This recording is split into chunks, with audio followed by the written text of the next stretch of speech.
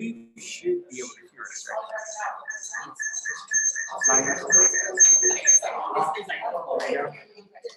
Dave, can you hear us? He's going to unmute himself. I can.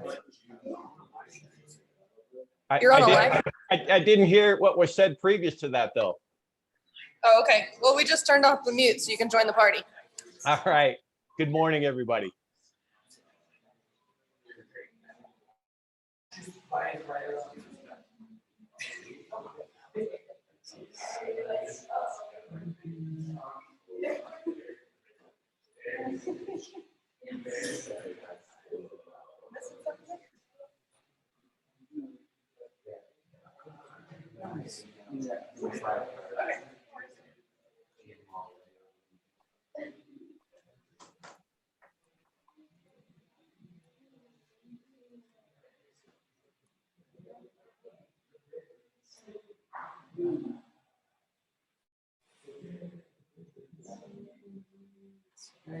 Two clients.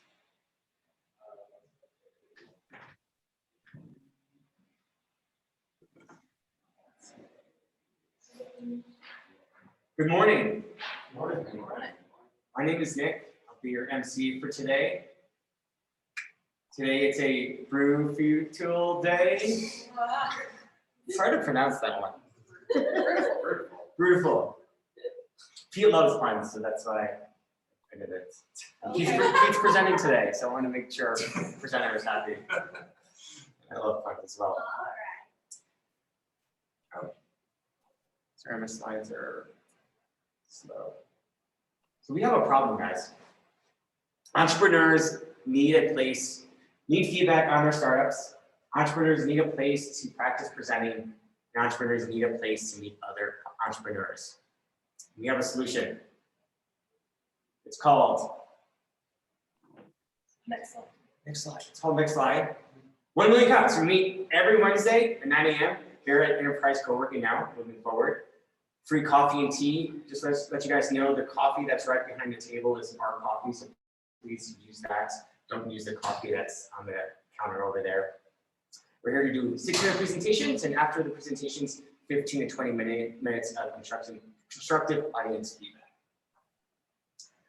Our ideal use cases is for a presenter to have an idea, a product, or a startup, ideally in the teenage stage, where they're not too young, not too old, where they can really accept the feedback that they receive here and use it towards their business. And this is a great place for presenters to get practice on presenting, kind of like batting practice. From all of this, entrepreneurs get to be open and transparent. Entrepreneurs get feedback to improve their startups.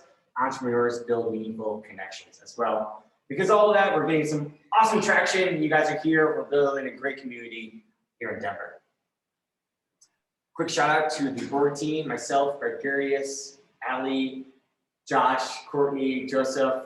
You guys are awesome. We're always looking for more organizers. It really helps with the workload. So if anybody's interested in being an organizer, please reach out to me. I'd love to get you on board. Whatever commitment you would like to make, we're open to it. Shout out to our sponsors, Enterprise Co-working, The Perk Coffee is what you're drinking, Good Elephant, Joining Crowd, Founders Craft, Colorado Lending Source, which they actually changed their name and they update that, Porno Media, and the Commons on Channel. Let's give them all a big round of applause for making this happen. So, by show of hands, who's new to 1 Million Cups today? 4 people. Awesome. 5. Okay, and by show of hands, who considers themselves a entrepreneur? Awesome. So I'm going to do a quick 3 or 4 introductions of the audience members. What's your name, what you do, why you're here, looking for some volunteers. If not, I'm just going to call on people. Anybody want to introduce themselves so we can try and get to know each other a little bit better? Go ahead. Hello, my name is Eli. I just got notified about this, but You're quick. Yeah, I'm in sales, but my thing is the sporting goods industry, so I have a water bottle that's very unique. Very good for these days. So I just have it. Yeah, that's fine. Cool. I've had it for 4 years. Who you got? Who else? I saw some more hands. Go ahead. My name's Becca Cooper-Lebuff, and my company's Shoe and Creative. I have a branding firm, so I create brands that are not boring and help you stand out and be unique. And I'm here just to learn more about what this is and get feedback on different startups that I'm working on in my own company. So I'll be speaking in a month or so. Cool. And how'd you hear about us? I heard about it through a group, it's Cheryl Burgett's group. Do you know about it? She has like a big group where you go and sales and business people. Oh, cool. And there's a huge like list of things to go and just check out in Denver. So you guys were on it. Oh, I need to talk to Cheryl. Yeah, you need to talk to Cheryl. She's really connected. Okay, great. We'll connect so I can Yeah, talk but to I would Cheryl. love to connect with Have you guys talked to Cheryl? you. I don't know. Sure. Great. Yeah. Cheryl's awesome. Seems to know you guys. So. Great. Thank you, Cheryl. No, there's entrepreneurs in the group, so they, I think, have like recommended your group. Awesome. Yeah. Surely you know. You're Roger. getting know. Without even knowing. Okay, who else? Introductions. So Morgans. Go ahead. Hi everyone, I'm Raquel. My company is Alpine Parrot. It's an outdoor apparel company for plus size. And I moved to Denver just in March, so I don't know anyone. You know us. I know you all. I don't know all your names yet, so tell me later. Yeah, I heard about this through Pete from the Outdoor Entrepreneurs group on Facebook. So, Cool. Thanks for joining. welcome, thanks. Anyone else? Go ahead. Yeah, my name is JD Shield, and started my own kind of engineering but more sustainability company about a year ago. Focused on small manufacturing breweries specifically. Yeah, I heard about this with you. Excited to be here. Awesome. Sad I didn't hear about it earlier. It's okay. We're glad you're here, though. Fix that problem. Pete, you're killing it right now. I guess in addition to being an entrepreneur, I'm also a recruiter. All right. You want to be an organizer? Okay, moving on. So if you guys don't know, we have a website, windmillingcups.com/Denver. It is not on this screen, but it's on my screen here. So one second. Go back. There it is. So for anybody that's interested in presenting, go to the website, fill out a quick application. We also send out a weekly newsletter. So if you want to receive the newsletter about who's presenting each week, please go to our website and follow us.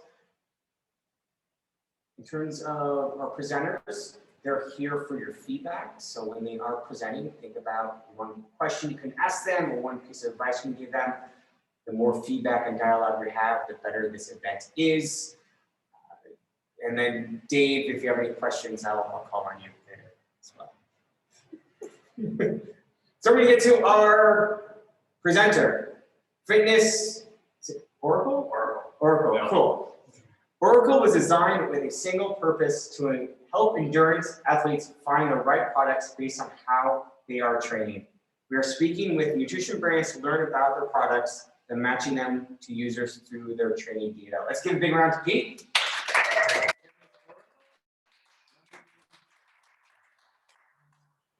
Change slides here. Nick, while you do that, do I need to stand where you are so they can hear me on Zoom? It's not about hearing, it's seeing. Well, but if they can't hear me then. They can hear anywhere in the room. It's just that the only camera is on the. Oh, I speaker. see. I thought that was more of a metaphor. Like, they just need to see me. No, I was like, no. Okay, but they also need to hear me. Well, not Okay. that deep today. So next month there. There it is. Awesome. Well, that makes things easier too. But you can take it as deep as you want. I mean, Mr. hey, Oracle, they're not, they're not mutually exclusive. you're not wrong. Okay. We go deep, he's got the box. Right. Okay. Do you want to use the clicker? Sure. I'll Down, figure it down is forward. out. Down is forward. Great. Up is down. Left is right. Too early for this. All right, so as Nick mentioned, my name is Pete Cruz. I am the founder and CEO of Fitness Oracle, and today I'm going to be telling you a little bit about my company. So before we get started, I thought it'd be helpful to just level set what I'm hoping to hear from the room. So there's kind of two objectives. One is I'm hoping this presentation is engaging, it's fun, you're really listening, you're not checking your phones. And then the other part is I hope what I'm saying makes sense. I hope there's not a bunch of jargon and you're like, what the heck is this person talking about? All right, so with that, let's get started. Now, show of hands, who here has ever gone to purchase something that's new to them and felt intimidated or confused? All right, I definitely know I have. Now, what Oracle is designed to do is to solve that problem for endurance athletes. And the reason is because endurance athletes have a problem. It's really hard to find the gear that is right for you based on how you're training. So you can be brand new to the sport or the most seasoned veteran. Either way, it relies on word of mouth and or really extensive research that many people are not willing to do. So if you've seen the screenshot here, this is a conversation that some of my friends had about the right shoes for them. And you can see Chris is asking Nick and Peter what works for them. And the thing is, Chris isn't Nick, he's not Peter. So therefore, what works for one might not work for the other. My personal example of this is I'm an avid runner. It is what I really love to do. And all of my running friends say, you should wear Nikes. Every time I wear Nikes, I get hurt a month later. So I always have thought there's got to be a better way. Introducing the suitability score. Now, what Oracle does is it stitches together 3 different things. One is your training data from each user. So if you sign up for Oracle, you authenticate your Strava account. For those who don't know, Strava is basically a training log and app for a bunch of runners and cyclists primarily. And it will look at how much are you running, how much are you riding, are you doing more, are you doing less, et cetera, et cetera. And then the second part is user preferences. So for now, Oracle is just working on nutrition. I'll get to that more later. But really, what do you consume caffeine? Do you like certain flavors? Do you have a certain allergy, et cetera, et cetera? And then the third part is information on the product. So what, based on the website and or feedback from each brand, who's the product designed for? And all of this gets stitched together in an algorithm and creates what's called a suitability score, which a screenshot is on the right here. And so you can see each product is ranked from 0 to 100% based on how much of a match it is. So in this example, it's a little hard to read, but you have Tailwind, Endurance Fuel, the raspberry flavor, based on all criteria, that is the best one for me. So you might be saying, okay, that's great, but endurance sports have been around forever. Why now? What makes 2021 the year to be doing this? And like many things the last year and a half, the pandemic is a huge, huge factor. So when gyms and studios shuttered in March of 2020, there was a huge surge of people who went to pick up running, pick up biking, pick up hiking, all these different sports that they may never have done before, but basically had to do or were encouraged to do because they're forced out of their homes, or they're stuck in their homes and or really looking for something else. And so this has created a huge swath of people who are interested in endurance athletics, but don't really know what they should be using and how. So in terms of how big is the market, I won't go to each slide or each of these data points one by one, but the high level takeaway here is there are millions and millions of people in just the US alone that are interested in endurance sports, whether they've been doing it for years or are brand new, and all of these people need some level of guidance in terms of what gear is right for them. So there are 2 things that make Oracle differentiated from its competitor. One is it's unbiased, so it doesn't prioritize one product over another. I won't say, you know what, I love Goo Energy or Cliff Bar, so those 2 should be above all other products. And then it's also highly personalized. So I mentioned the suitability score is basically a percentage rank. That takes in a bunch of different factors, so you know exactly which one is right for you, versus there being, maybe dozens or 20 plus products that are all kind of rated the same. So again, I won't go through all these brands one by one, but this is kind of a look at who's playing in this space. And the high level takeaway is that there's really no one who's leaning into this element of endurance athletics, and that's what makes Oracle different from its competitors. Now, in terms of how the business model works, how are we gonna make money? There's 3 steps. So you sign up for Oracle, you go through the registration flow, and you'll receive your suitability score. That's on the left here. And then once you are presented with the product, there's high confidence that the purchase intent will be strong, because if you think about it, the user is interested in hearing what's right for them, and then they are also, and then they're also given a really personalized recommendation. So if they then go buy the product, there's an affiliate fee that comes back to the company. Now, at this point, Oracle's made a whopping $1.03, and I'm really excited for that to change in the future. So how are we gonna get there? So there's 2 different parts to this. I'm gonna start with the left, which is the verticals that Oracle plays in. So if you think about there being three different parts. The first is industry. So I mentioned earlier that right now Oracle's just focused on nutrition. The reason for that is ubiquitous across all sports. But in the most mature state of the company, it will look at nutrition, bikes, running shoes, apparel, best backpack if you're going on hiking the PCT, you name it. And then the other is geography. So right now, Oracle's just focused in the US, but the endurance landscape is massive. It's huge in Europe. It's really popular in South America, particularly Brazil, and then also in Australia and New Zealand. And then the last part is advice type. So right now, Oracle's just saying, what have you done previously and how can that inform what you should be using? But there's also an aspirational element of, hey, I want to train for this marathon or I want to accomplish this goal, and really helping people get the right products to do that. So in terms of how does that translate to user growth, there's two touch points. So the company promotion element is what I've been talking about. That's basically the B2C or business to consumer aspect, which is you sign up, you get a swath of recommendations that are completely agnostic of the brand, right? Like whatever brand is the best fit is the one that's recommended for you. There's a second part of Oracle, which is the business to business element, which essentially takes that same flow, but just puts it for one brand. So let's say Cliff Bar is interested in working or licensing Oracle's technology. It would say, okay, anyone who comes through the Cliff Bar flow only gets recommended products that are in their suite of products. And then the third part is word of mouth. I feel very strongly that this is a pain point that endurance athletes really, really feel. So I'm hoping that once this is up and running and functioning properly, people will start sharing it with their friends. Now, I thought it would be also helpful to talk about financial projections and just kind of user growth. You'll see that there's a steeper climb on the revenue projections. And the reason for that is as more industries and more advice types are coming into the fold, there's a larger ability, to monetize each user. So let's say, box of nutrition is roughly $30. So versus a new road bike is multiple thousands of dollars. So in that example, the latter is going to provide a much higher affiliate fee than the former. And then to just quickly touch on the team, there's 4 players involved. I am basically the sole person who is focused 100% of their effort on this. And then I'm focused on the strategy, marketing, business development element of it. I am self-admittedly a business development person. I don't know how to code. Code to me is like a scene from The Beautiful Mind. And so my colleague Graham is helping with that. He has a full-time job though, so this is kind of a side project for him. And then in addition to the 2 of us, I have 2 mentors. One is the co-founder and chief executive chairman at Strava, Mark Gainey. He is a friend of mine from a previous role that I had, and he's been really helpful in basically explaining how to get this company off the ground. And then Michael Beavis, he's a colleague from the DEDO here in Denver. So Michael's helping me kind of connect with local people, and that's actually how I found out about 1 million cups to begin with.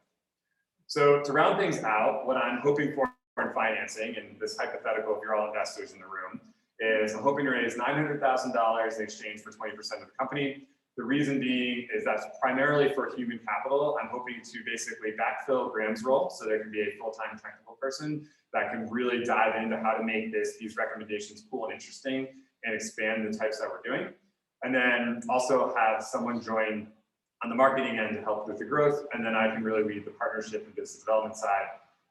And then in addition to that, there's marketing and overhead expenditures. So with that, I'd like to thank you all for listening to my presentation and open up the floor to any questions.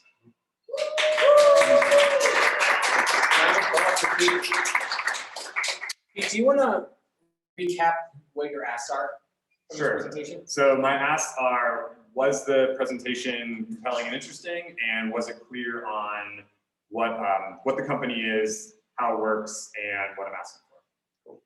Any feedback or questions, Pete? Go ahead, Courtney, you're the first one. Oh, win. Yeah. Win a prize. Feedback, it was clear. Your Venn diagram speaks volumes. Love me a good Venn diagram. So I feel like that was a great way to explain that concept and it really sunk in.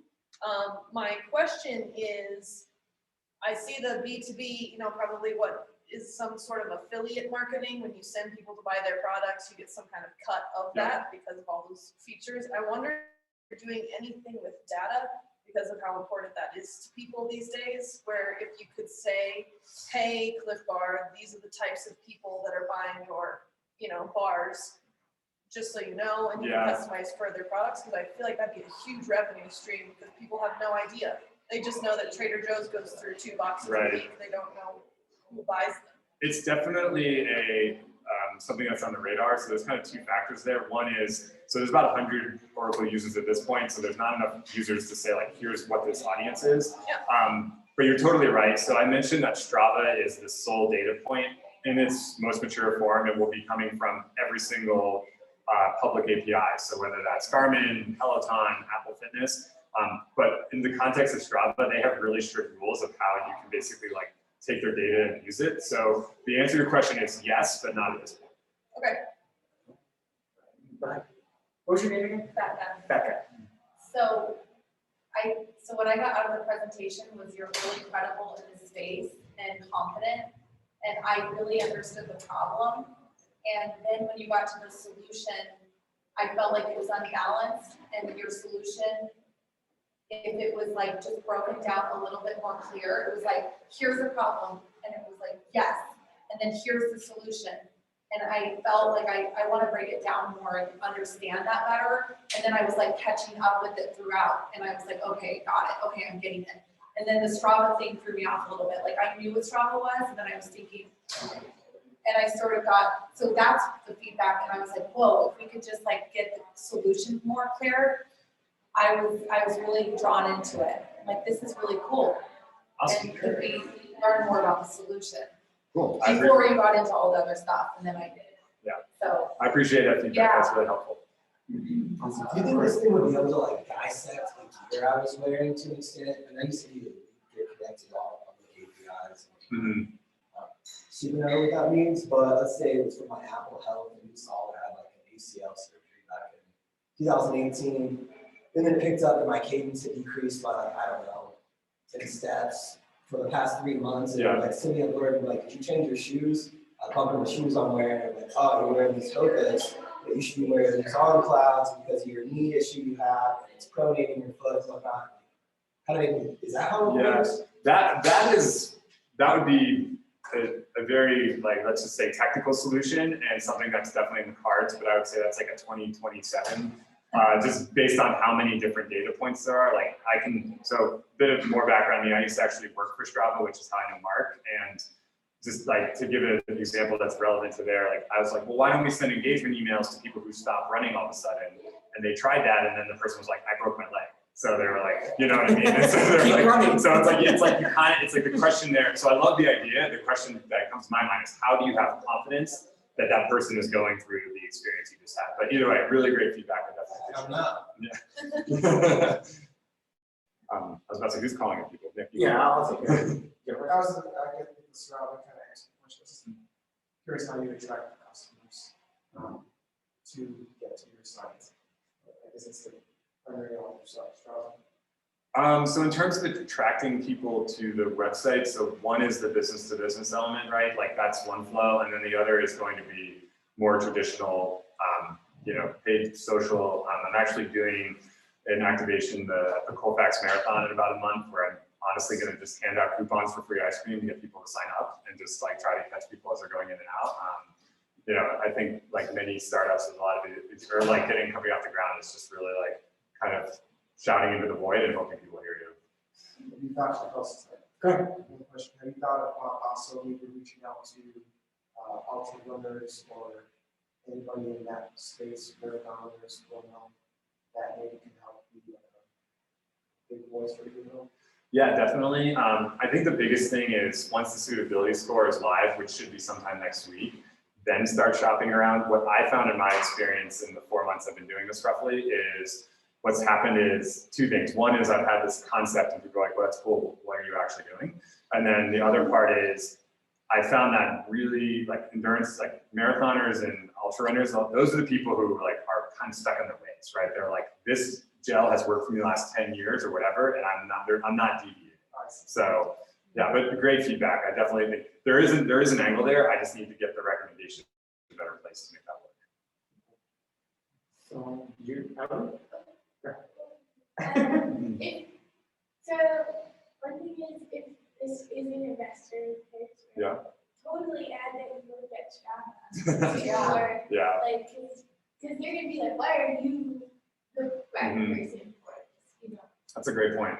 Yeah. So there's probably other reasons. Would you say add it as like, I guess, if you were in my shoes, would you say like, put it as like a data point in the slide or just speak to it? Yeah. Yeah, Okay. it's like part of the story. Yeah. It seems like, and it's interesting, and it's how you kind of weave it in, because I was trying to figure it out. So how can you weave that in a way that's like more storytelling, maybe?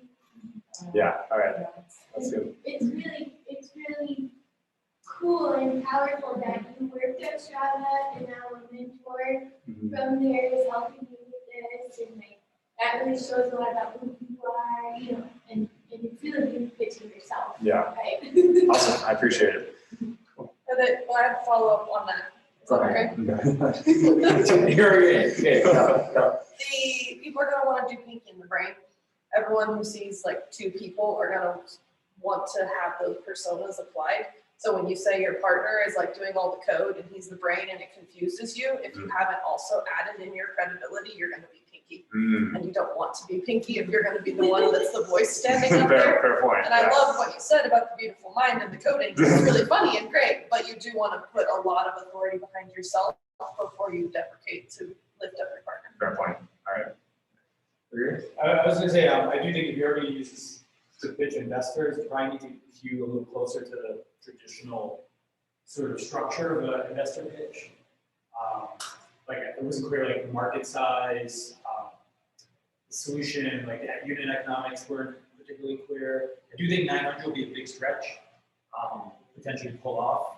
If it's your first time entrepreneur, and you still have to demonstrate a lot still, so you may wanna look at that more like an angel investor pitch, more so than a, sort of like pure venture pitch, because it's probably pretty early.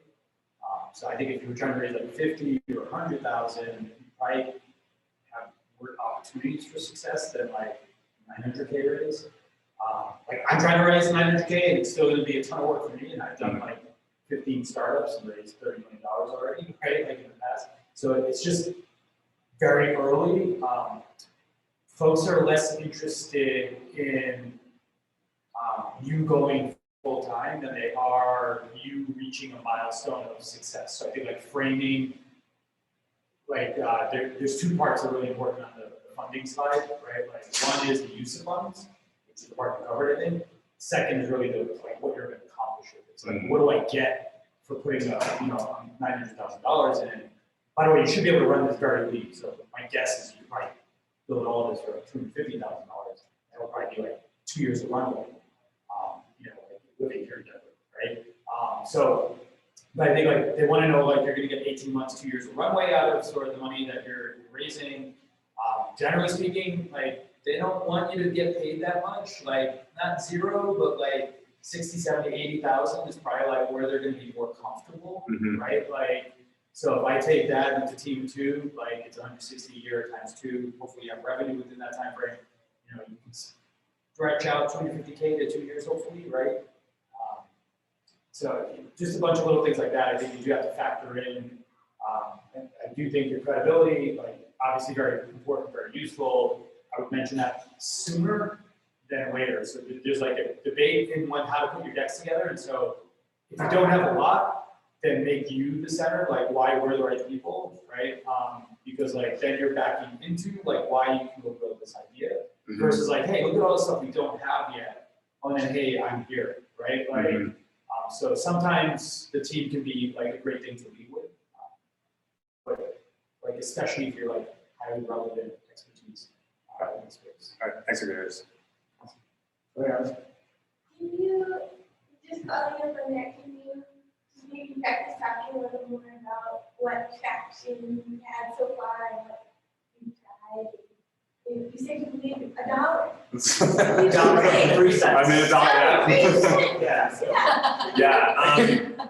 So right now, you can go to site.fitnessoracle.com, and what it will do is it'll put you in an email flow that basically says, looks at your training data, it will say like, okay, here's a recommendation for you based on something. So like an example being, if you do a lot of activities in the morning, then it's okay, here are like foods or products that are either like waffles or have caffeine in them or something like that. The problem I'm running into there is those recommendations are, because they're static, are not what I'm hoping to accomplish. The classic example is, I don't recommend anything with nuts in it because I have no way if someone has a nut allergy. And like, I feel pretty bad if I gave someone like an anaphylactic shock or whatever it is. So like, because of my recommendation, right? So basically that flow right now is where I've made, and so basically if you go to buy the product, it goes to an Amazon affiliate link, and Amazon, so basically I've made $100 of sales, right? And then Amazon gives you 1%, so I guess $103, and then the buck was down to 1. So, but anyway, so the point is where I'm going with this is that's going to be repurposed, but really with the more tailored suitability score, because again, that's the differentiator that I think will make this product, make this company sticky and interesting.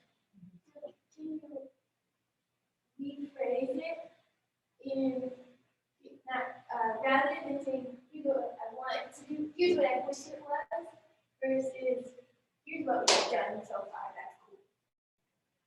Yeah. Because he's building it, right? He's like almost ready. Yeah, I mean, we're gonna hopefully have it out the door by, I mean, this isn't like, I can show you guys if you like want to see it afterwards, but it's hopefully live next week. In terms of what we've done so far, I think of how to say this really succinctly. We've tried one idea, we've learned from it, and there's some positives about it, and we're gonna use those to make Oracle better. That's awesome. It's like we've already, like, we're on version 2.0, is the Yeah. positive way to say that. Yeah. And we're already bringing in commission checks. Right. Yeah. We've already said this, but do they go, how does it exactly work? Like I go in and put in my profile or something and say what my issue is for my endurance, and then it recommends products I need, or is it like a certain category? Like tell us a little bit. Yeah, about so right how it now, you basically use this Strava's open API. So similar to like if you're going to, sign up for DoorDash and it says use your Google account, do the same thing. You sign up and then your data flows into Strava, it flows from Strava into Oracle. Okay. The problem is in this example of the caffeine, if you haven't done any morning activities, the copy then says something to the effect of, if you're interested in doing this, here's some recommendations. So the recommendations are the same, regardless. It's just like with the messaging, and like that's where I'm like, this isn't my. But that's great. Yeah. That's a great. So basically, like you work with Strava, and then now take Strava's data and it's taking that data and recommending the products you need based on that. Yeah. And so that story is really cool. So I think if you position, that's really Yeah. neat. No, I think I love this feedback. Where my head goes is when I tell a story about the Right. Nike, tell a story about working with all the, 'cause when I was at Strava, to explain it a bit more, I was on their business development team. So I had all these brands like, we want to reach these users. And I'm like, all right, I won't go into the whole mechanics because it's a long story. But I was like, there has to be a better way. So that was what inspired my Gotcha. company. So again, really love the feedback. It's really helpful. It's an interesting story. So. Josh, do you have anything? How do you plan to make this sticky? Like, let's say you offer them the product, they go buy it, but now they really like the product. How are you gonna keep getting paid on that? Do they have to keep coming back to your site in order to order that? Yeah. So there's a couple different ways. So the emails that I mentioned about like so there's kind of 3 different tiers. There's one is an onboarding flow, like here are 8 different things you need to know as an athlete, like exercising for a long period of time, exercise in the morning, if you're doing workouts, et cetera, et cetera.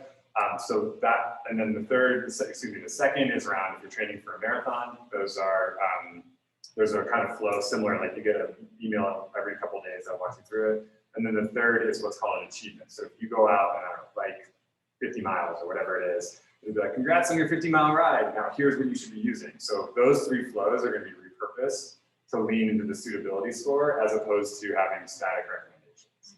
So that's how I'm going to keep engaging. In terms, one of the things you mentioned about like repeat purchases, I'm hopeful sometime in 2022, most likely going to create the ability to basically have a subscription service powered by Strava. So if let's keep using the Cliff Bar example. Let's say there's a box of 8 Cliff Bars and you say, okay, you should use 1 on every hike. I'm making this up on the fly. it. So once someone they buy it, right? So you know they bought it. Once someone does 7 hikes, then it could trigger an email that says, hey, you might need more Cliff Bar because you've done 7 hikes and you only have 1 Cliff Bar left. And then kind of get them engaged that way. So, Yeah. Cool. We have time for a couple more questions. Dave, I want to see if Dave has any feedback or questions. Dave on Zoom, you there? Muting. I'm there. Thank you. Pete, really nice presentation, and just an observation. I think your real juice is, or as it appealed to me, so I'm a golfer, and so one of the things that golfers go through is maintaining focus, and that's part of getting tired and not being the right nutrition. I think it's like your 3rd or 4th slide, you might put pictures in of the rock climbers, the bicyclists, the distance runners, in their #1 challenge as it relates to you, just as a suggestion. And then that might connect with more investors that say, oh yeah, he's got this. That's really good. And so I think you differentiate yourself when you talk about, hey, we're product agnostic, to where, anyone that uses any type of fitness or nutrition product, it's either sold by multi-level marketing, it's done this, it's done that. And so I think that's a really good point. And it's an aha. I think both those things were ahas for me, but I really like what you're up to. So good job. Thank you, Dave. Thanks, Dave. All right, last question or feedback. You want to take it? Yeah, so I think, so in a previous life I was a PowerPoint engineer. And so I apologize in advance, but I think just in terms of your slides, I really think a lot about contrast. So like right now, you've got this blue, thank you, and then green peak roast, like it's really hard to see. And so like you want people to be really engaged, not just on you, but like they're gonna take your slides later, and they're gonna read through them. And there's a lot of spots on different slides where the text is too small or the contrast is really hard. And I'm happy to walk through each slide with you if you'd like. But just to really keep in mind that like people have different seeing abilities, etc. And you want them just to be with you, not sitting there going, what does that say? What does that say? So I think there's a lot of opportunity for clarity just by font changes and color changes. Yeah, no, Silly, totally. but it's real. It's amazing how long it can take to put together a slide. Oh. But yeah, I totally agree. 100%. Yeah. 100%. I always tell people it takes an hour per slide. So just FYI. But the other thing that I was thinking about, I don't know if you thought about this as a growth opportunity, but you're kind of pitching yourself as a tech company. Like yes, you're in the outdoor space, but if you're going after VC, you're going after tech people. And one thing that you kind of mentioned on the side, like APIs and stuff, I think that there's a real opportunity for you. I don't know if you've seen this, I'm coming from the apparel industry at the moment, but like if you go to, say like thenorthface.com, you can actually, there's like a little button in there that says, what's my size? And there's an API that talks to a third party, that basically takes your measurements and then is like, oh, based on your personal measurements, this is the right size that you should get from this brand, which is going to be different from another brand because size charts are lies. Sure. And so what I think could be a really great opportunity for you is to create this API that then when someone goes to cliffbar.com, they're like, which Cliff Bar should I get based off of my training regimen? And now it goes to you, and then it comes back and says, oh, you should be getting this breakfast bar. But I'm getting this breakfast bar specifically, and I should get the 20 pack instead of the 8 pack because I run 7 times a week. And I think that that's really scalable in a way that it means I just define more companies as opposed to individual users. You get to take their users. One of the things that Mark said to me earlier this summer is he said it's a lot easier to make someone for a brand to get a repeat purchase than to get a new purchase. So that's definitely something that I'm keeping in mind. I mean, they're great feedback. And the size guide thing just triggered something that I'll think about. Remind me your name again? Raquel. Raquel, thank you for that feedback. All right, Pete, final question for me. What is a community can we do for you? That's a great question. I don't know. I guess if you know any potential investors, that would be really helpful. Otherwise, just keep showing up on Wednesdays so I can keep pitching my idea. And well, not in this form, of course, but just keep moving this project forward. Awesome. Let's give a round of applause. Thanks, everybody. Switch over. So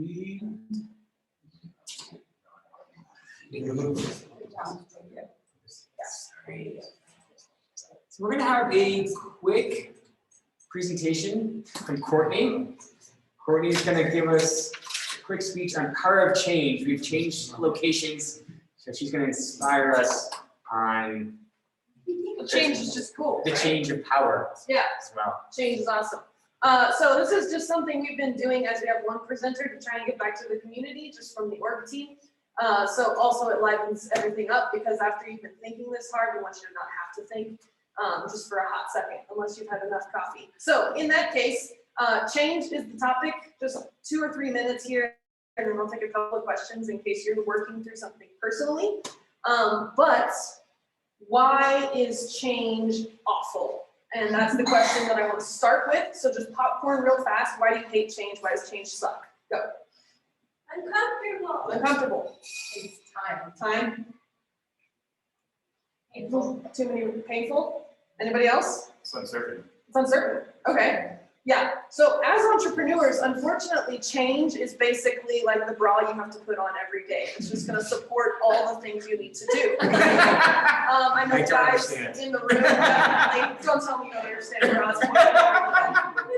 No. So change is essential. Change is a part of life. Change happens. So it's coming your way, whether you like it or not. I mean, you have to change your toothbrush every couple of months. So at least that. Maybe every couple of weeks, I don't know. Anyways, change your sheets, change your toothbrush. We have change all over our lives, and yet we obsess over different aspects of change that come in when we aren't expecting them. So expecting change is the first change that I would make. Just know that it's coming. And then when it comes, take that opportunity to really enjoy it. If you hit a roadblock and you're on a road trip, you get to take a different route than you were expecting. And maybe on that route, you see something you would have never seen. There's opportunities that are hidden inside change that we miss all day, every day. So the most important thing about change in my life is that I embrace it with an opportunity to make things better. So when you see a change coming, whether that's a change in job or a change in this or a change in that, your life will be better if you make that choice. So if you're changing jobs, you now get to take a new route to work. You now get to work with people you never worked with before. There's so much good about change that if we get stuck on that it is painful and that it is time consuming and that all of these other things, it's uncomfortable, that's okay. Because when you're uncomfortable, that spurs more change on. And when more change happens, there's just a beautiful opportunity. If someone changed the room around when we weren't here, and then all of a sudden it was arranged differently, there's an opportunity to learn something about how we engage with each other. So the thing that I would say today is I just challenge you as entrepreneurs to think about change differently. And look at a change that you've either been dreading or you've been not enjoying that's currently happening, and find something good about it. Because if you can find that one good thing, at least it's, a port in the storm that you can get through. And I am not someone who is all rosy and all rainbows and unicorns, though I am very rainbows. Change does suck. It is uncomfortable. It is all of those things. But as soon as you accept that and you move on to what else it could be, huge, huge amounts of potential. So, anyone want to offer any other opinions on change? The longer you resist it, the longer it lasts. Ooh, yeah. And when you are talking resistance, you're talking muscle building. And when you build muscles to resist change, you get stronger against change. And the stronger you get against change, the bigger changes you will have to have in order to affect you. And those will eventually break you down. Because if people don't listen when there's a little whisper like, maybe you should change, maybe you should do it differently, eventually you're going to get built up so big when the change comes and forces you to course correct, it'll be more aggressive. So it's in your best interest to listen to those little whispers, listen to the tiny things, because that'll build you into what you need to be. Other thoughts? Any others on change? Yes. I like the concept of listening. It helps me with What's that? the concept of listening. You know what?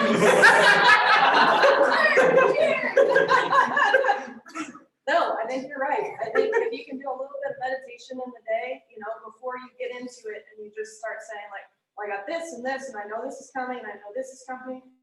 Try to go after change.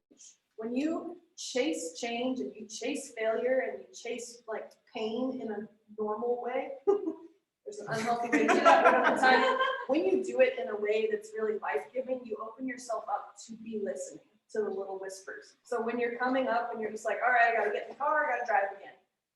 And you think, well, if I could get there differently, what would that look like? And you might find a new coffee shop. But then when you have to go a different way, when there is a roadblock, you already know 6 other ways to get to work. So inviting change and inviting these hard things into our life position us for when they happen. We've already built up the muscle to be able to handle it. That's it. Great. I'm gonna change back to me Oh, now. no, it's coming. Wait, this This is very stressful. Very stressed. I'm uncomfortable. This is painful. I'm smiling. This is taking time. Just accept it. Like, I didn't raise No, it. never. Okay. Any community announcements? Any events going on people are attending or hosting or want to share with the room? This is an opportunity to do that. Allie, I'm always annoying. it's not annoying. It's good. Yeah. I will be doing a workshop. It's a virtual workshop tomorrow at 4:30 through the Delta Awesome community. Delta Awesome, just Google it. They're really awesome. They're really awesome. They're a resource for startups. They're a really cool Slack community. And my workshop tomorrow will be on prioritizing impact over output. So how can we take all the stuff that's floating around in our heads and narrow it down to an actual way forward that saves your company a lot of time and money and all that good stuff. So that's at 4:30 tomorrow. We'll post that on the LinkedIn page. What's that? Cool. Any other announcements you want to share?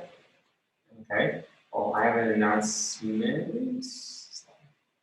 Next week, we'll be here again at Enterprise Co-working. We're going to have free headshots as well. Brandon with 1MCDEN will be here. If you want to upgrade your LinkedIn photo, we'll be doing those headshots here.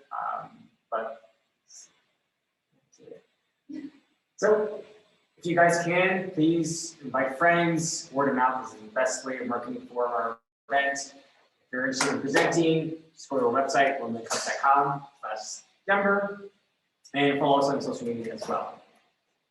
Quick reminder, you guys are awesome. I really appreciate, organizers really appreciate you guys coming here. Without you, this would be nothing. Keep on being awesome. Have an awesome week, and hopefully we'll see you guys here next week. I have a question for you guys. How is the divorce like an espresso? It's expensive and bitter. If Pete laughs, it's good. All right, well, that's it for today. There's swag on the table. There's more coffee as well. If you're interested in staying here for the day, you came for free. Just need to check in upstairs at the front desk. But please hang out. We have the room until about 10:30. And thanks for coming out. So let's give everybody a round of applause.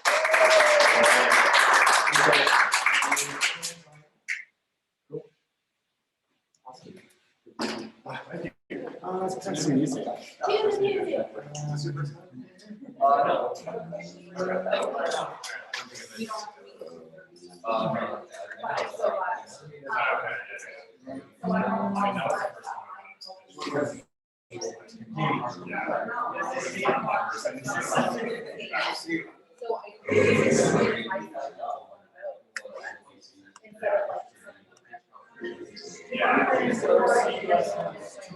Yeah, do you have a card? Sadly, my cards are.